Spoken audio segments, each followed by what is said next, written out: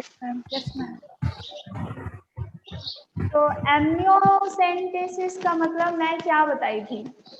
Feature का sex determination करना chromosomal pattern के बेसिस। अच्छा, और कोई? प्रीनेटल गायगोनेसिस। हाँ, इसका मतलब क्या? जैसे आप हमेशा डेफिनेशन मत बताओ बेटा, मीनिंग बताओ कि क्या समझ में आता है इससे, या पढ़ के आओ, किताब पढ़ के आए हो। To check pregnancy with embryonic fluid. ठीक है, चलो तो पहला है, लिख लो जो मैं लिखवाई थी कि प्री नेटल डायग्नोस्टिक टेक्निक। ठीक है, सबके कॉपी में ये डेफिनेशन है। Yes ma'am. ठीक है, तो इसका मतलब क्या है, क्यों होता है? पहले तो आप लोग प्रोसीजर लिख लो, प्रोसीजर।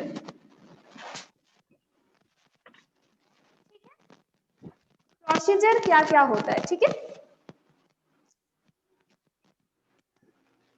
ये जो पूरा प्रोसेस है बेटा, ये डॉक्टर के ऑब्जर्वेशन के अंडर में ही होता है, ठीक है। क्योंकि ये ऐसा नहीं कि आप घर बैठे कर सकते हो, थोड़ा सा इंजेक्शन लेके फ्लूइड निकाल लिया, ऐसा नहीं होता है, ठीक है। तो फर्स्ट पॉइंट जो है वो लिखो, amniotic fluid, amniotic fluid is taken out,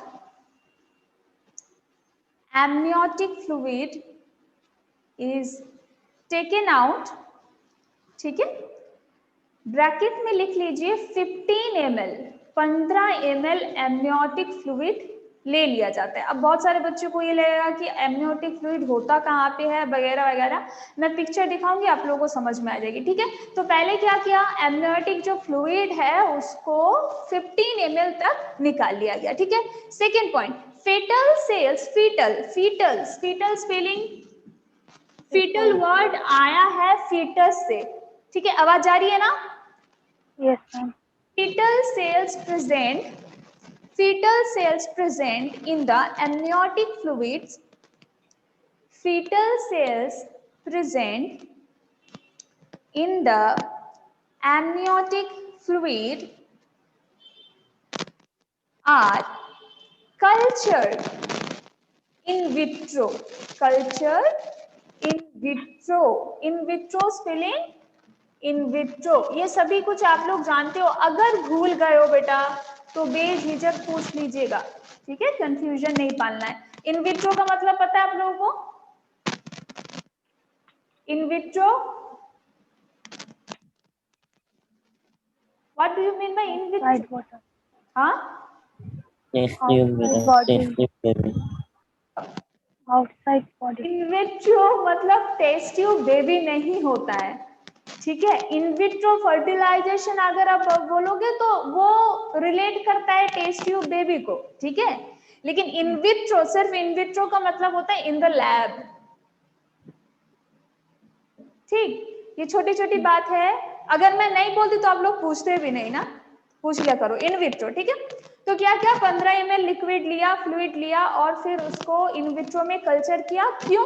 क्योंकि एमनियोटिक फ्लूइड में फीटल सेल्स होता है, जो फीटस वहां पे बड़ा होता है, एम्ब्रायो जहां पे बड़ा होता है, वहां पे उसका कुछ सेल्स प्रेजेंट रहता है, ठीक है। Third point is karyotyping. Karyotyping,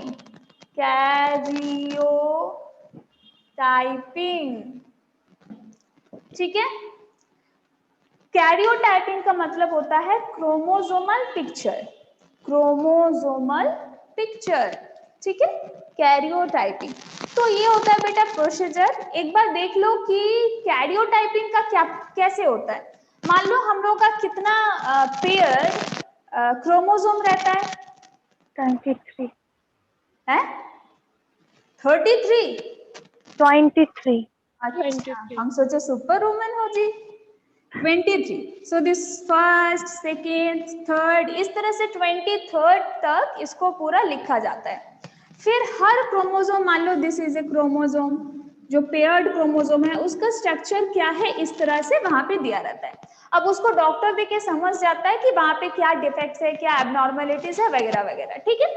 तो ये होता है प्रोसीजर, ठीक है।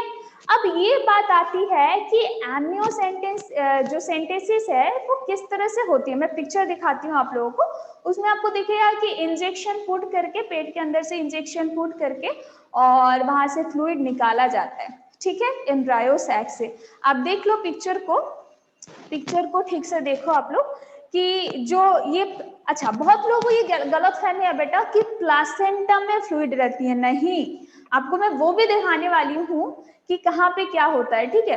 पहले तो ये पिक्चर ध्यान से देख लो, ठीक है, पिक्चर देख लो ठीक से कि ये एम्ब्रायो है, ठीक है, ये थोड़ा सा बच्चा बड़ा है, तो वहां से इंजेक्शन डाल के एमनियोटिक फ्लूइड जो है उसको निकाला जाता है, ठीक है। एमनियोटिक फ्लूइड क्यों निकाला जाता है? क्योंकि वहां पे फीटल सेल्स प्रेजेंट होती हैं, ठीक है, समझ में आई बात? ठीक है, हटा दीजिए सर, ये हो गया। अब देखो बेटा, एमनियोटिक सैक क्या होता है? कुछ लोगों को ये है कि एमनियोटिक फ्लूइड तो समझ में आएगा, लेकिन वो रहती कहाँ पे है? तो एमनियोटिक से पिक्चर दिखा दीजिए। तो एमनियोटिक सैक का पिक्चर देखो बेटा, प्लासेंटा, नेक्स्ट वाला, ठीक है, प्लासेंटा है एकदम उस साइड में, देखो आपको प्लासेंटा दिखेगी जहां पे विली लाइक अपीयरेंस होती है, ठीक है। अब उसके बाद देखो बेटा स्टार्ट होता है एक बबल लाइक स्ट्रक्चर, थैला लाइक, ठीक है, उसके अंदर जो फ्लूइड है that is known as amniotic fluid, और जिसमें फीटल सेल्स रहता है, और वो फ्लूइड जिसके अंदर रहता है वो है एमनियोटिक सैक, ठीक है। बात समझ में आई सबको? यस और नो? यस। बात समझ में आई ना? प्लासेंटा और एमनियोटिक फ्लूइड में बहुत डिफरेंस है। बहुत सारे बच्चों को ये लगता है कि प्लासेंटा के अंदर फ्लूइड रहती है, नहीं, प्लासेंटा जहां पे मैं पढ़ाई थी ह्यूमन रिप्रोडक्शन की, विली लाइक प्रोजेक्शन निकलती है, दैट इज प्लासेंटा। प्लासेंटा के साथ अटैच रहता है एमनियोटिक सैक, और एमनियोटिक सैक के अंदर क्या रहता है? Amniotic fluid. कंफ्यूजन क्लियर हुई? Yes ma'am. ठीक है, चलिए से हटा दीजिए, ठीक है। चलो, तो एमनियोटिक सैक के बारे में आप लोग जान गए। अब देखते हैं कि एमनियोसेंटेसिस क्यों किया जाता है। तो हेडिंग कीजिए what for amniocentesis, what for amniocentesis, ठीक है। अच्छा, इधर आने पे चमक क्यों रहा है सर मेरा पिक्चर दिखाने पे? व्हाट फॉर एमनियोसेंटेसिस, अगर आप दिमाग लगाओ कि अगर किसी फीमेल के अंदर बेबी है और उस बेबी का कैरियोटाइपिंग हो रही है, मींस क्रोमोसोमल पिक्चर निकाला जा रहा है, तो क्यों निकाला जा रहा है? क्या क्या रीजन हो सकता है बताओ? हैंडीकैप, ओके, देन डिसऑर्डर जाने की, हाँ हाँ हाँ, मेटाबॉलिक डिसऑर्डर, और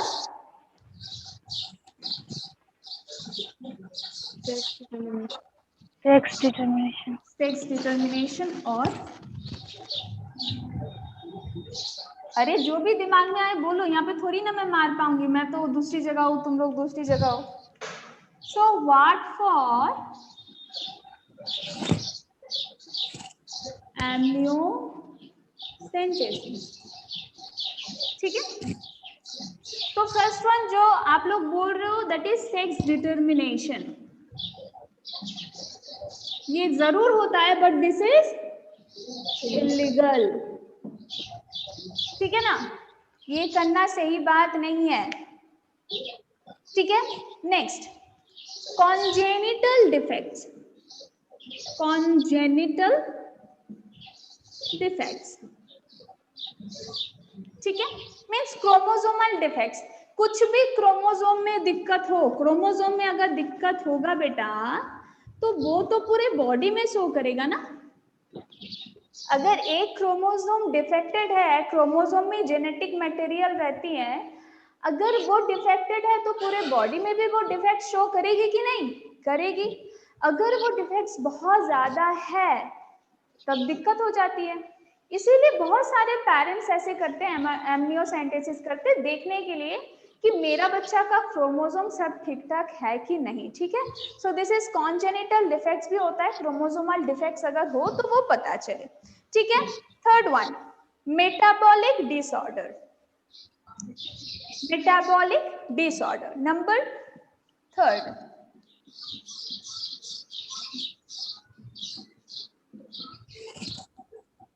ठीक है। मेटाबॉलिक डिसऑर्डर के मतलब, मान लो बॉडी में जैसे मेटाबॉलिक मतलब, मान लो कि आप कार्बोहाइड्रेट खाते हो, आप प्रोटीन खाते हो, उसको डाइजेस्ट करने के लिए कुछ ना कुछ एंजाइम्स, कुछ ना कुछ रिएक्शन बॉडी में होती हैं। लेकिन मान लो कि आप खा रहे हो कुछ प्रोटीन और उसको डाइजेस्ट करने के लिए, सुनाई दे रहा है ना सबको, Yes, उसको डाइजेस्ट करने के लिए आपके बॉडी में सही अमाउंट पे वो रिएक्शन नहीं हो पा रही है, तो बॉडी में अगर वो डिपोजिशन होती रही तो आपको दिक्कत होगी। हो सकता है ब्रेन डिफेक्ट्स हो सकता है कि आपकी कोई फंक्शन ठीक से चल नहीं रही हो, ठीक है ना। तो उस टाइम में क्या होगा, बच्चा डेथ भी कर सकता है, बच्चा का डेथ भी हो सकता है, ठीक है ना। तो इसलिए क्या होता है, बहुत सारे गार्जियन इसको भी देखते हैं कि मेरे बच्चे का मेटाबॉलिक जो सिस्टम है वो ठीक ठाक है कि नहीं, या कोई डिसऑर्डर है, ठीक है। तो इसमें बहुत सारा चीज है, जैसे फिनाइल कीटोन्यूरिया, जिसके बारे में नेक्स्ट चैप्टर में हम लोग पढ़ेंगे, ठीक है।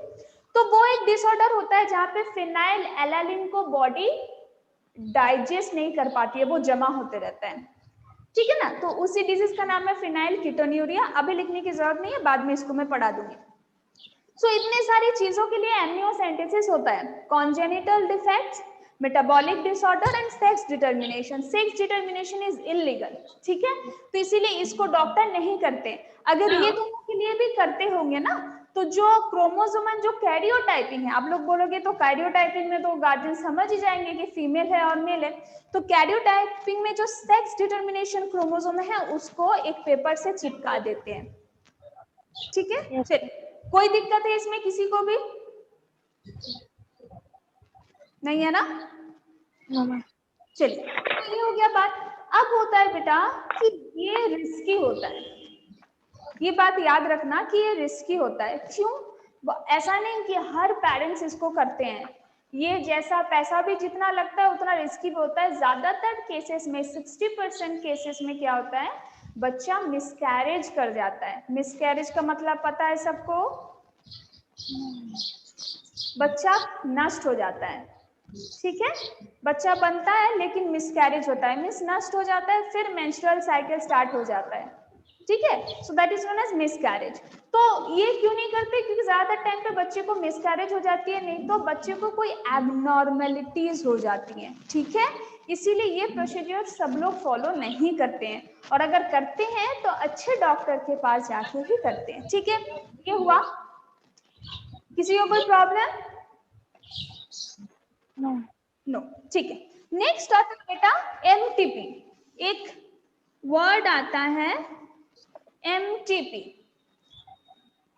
Medical termination. सोमो इतना लेट क्यों बेटा? ম্যাম দোকান দিয়ে আটকে গেছিলাম 1 ঘন্টার উপর। আচ্ছা ঠিক আছে, একটু একটু তাড়াতাড়ি করো, এই টাইমটাতে একটুখানি দেখে শুনে বাইরে যেও বেটা। Yes, okay, ma'am.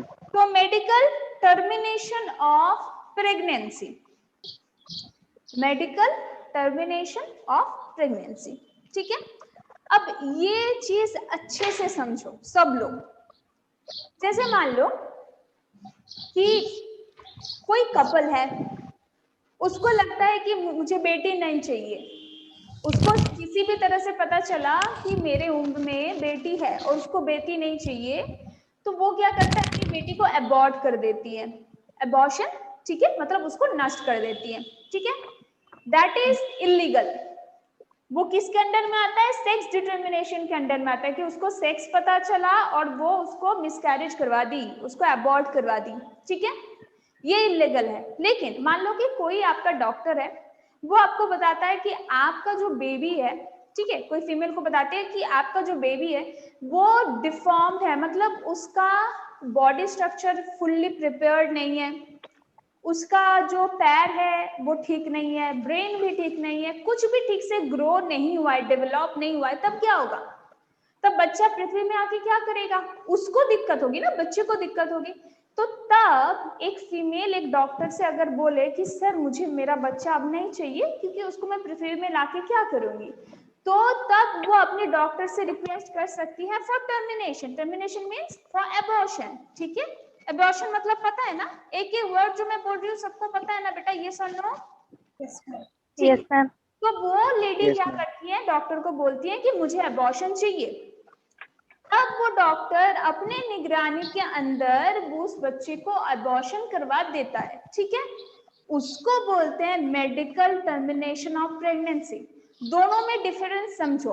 अबॉर्शन का मतलब होता है कि डॉक्टर का मन नहीं है, सिर्फ मम्मी चाहती है या फैमिली के प्रेशर से अगर कोई मम्मी दवाई खा के अपने से अगर बच्चे को अबॉर्ट करती है, दैट इज इलीगल।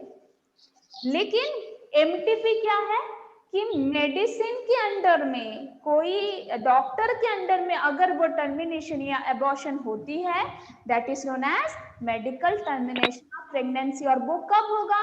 जब बच्चा ठीक से ग्रो नहीं करेगा या बच्चा पृथ्वी पे आने के बाद शायद कुछ दिन बाद मर जाएगा, नहीं तो उसको बहुत ज्यादा दिक्कतें आएगी, ठीक है। ये होता है एमटीपी। दोनों में डिफरेंस समझ में आई बेटा? यस ठीक है। तो Yes, ma'am. मेडिकली अबॉर्शन हो सकता है, that is known as MTP. और जो अपने से सेल्फ अबॉर्शन करते हैं वो पिल्स खा के करते हैं, नहीं तो कुछ कुछ ऐसे हॉस्पिटल में जाके पैसा देके करवा लेते हैं, ठीक है, that is not equal as MTP, ठीक है। चलो, तो इतना तक सबको समझ में आई, ठीक है ना?